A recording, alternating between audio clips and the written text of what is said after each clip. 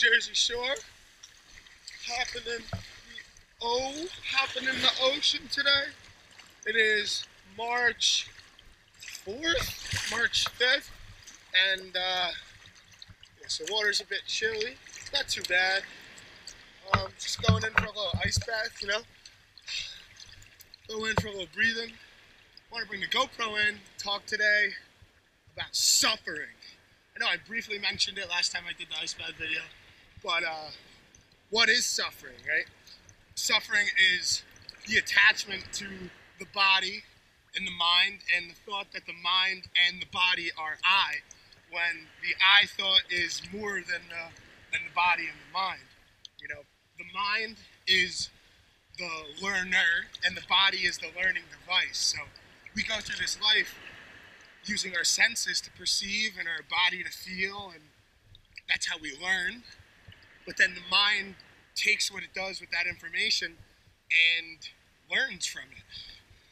But you are not the learner, you are experiencing the learning, which is a hard concept to get behind. But when you understand that you're neither of those things, you free yourself from suffering. You can see the world through loving awareness, which is what you truly are, rather than seeing the world through fear, which is one lens you can see the world. You can see the world through many different lenses, and one of those lenses is fear. Now, if you had the option to choose whether to be fearful, guiltful, shameful, or loving, joyous, enlightened, why would you choose the latter three? Because you feel like you are at mercy of the mind. You feel like the mind has power over you. You fear your own mind. But we can train ourselves to not fear our own mind, because the mind holds no power over us. We hold the power of the mind. The mind holds power over the world, but we don't. We hold that power over the mind. We can control the world. We can control our reality. And it all comes down to the way you think about things. If you think in control and you think powerfully, if you connect your thoughts with your beliefs, you will be able to move mountains, right? That's what Jesus says in the Bible. That's what Thoth the Atlantean says. Make the two one, meaning emotion and thought, belief in thought. You'll be able to move mountains, right?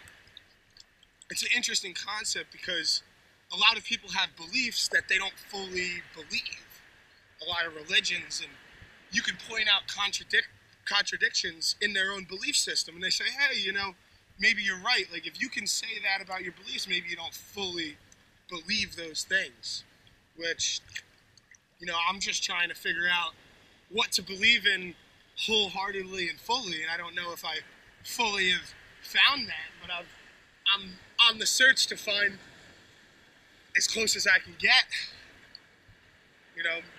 I'm sitting here in the ocean in March, just suffering a little bit, enjoying myself, but ridding myself from fear, becoming one with love rather than one with fear.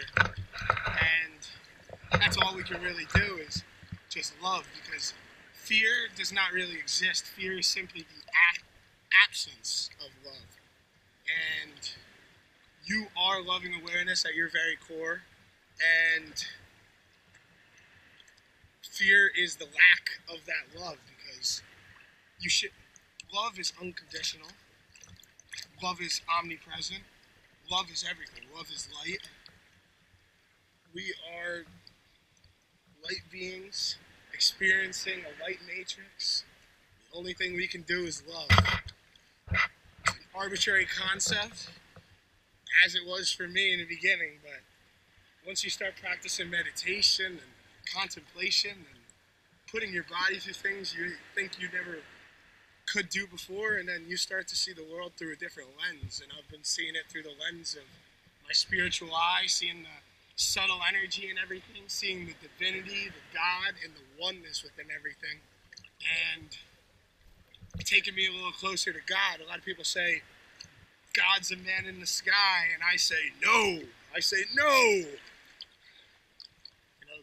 God's in here, and God is everywhere. God's this ocean. God's those rocks. God's the man walking up the beach with his dog. God's that dog.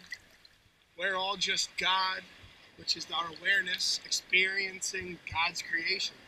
God's creation is the physical, but God is the experiencer. So, remember that. As I get out of this ocean right now. Adonai, my friends, Adonai.